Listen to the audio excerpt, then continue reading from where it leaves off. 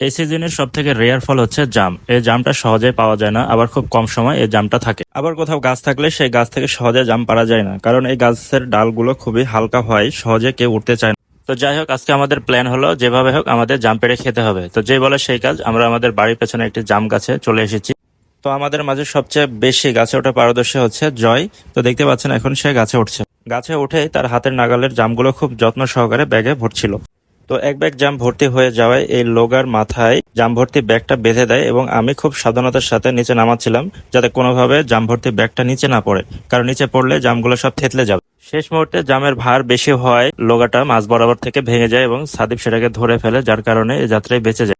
তো এখন জামগুলো ভালোভাবে ধুয়ে সেগুলো থেতলানোর কাজ। তো আমাদের আব্দুর রহমান ভাই সেগুলো খুব ভালোভাবে থেতলাচ্ছে, এবং পাশেই চটকদার মশলা রাখা হয়েছে। তো ফাইনালি আমাদের মাখানোর কাজ শেষ। তো দেখতে পাচ্ছেন কি পরিমাণ রস হলো, জিভে জল চলে আসার মতন একটা ফ্লেভার আসছে। তো জাম মাখা খাওয়া শেষে সবাই এভাবে লাইন ধরে রস খাচ্ছিল, কারণ এটার টেস্ট অন্য লেভেলের।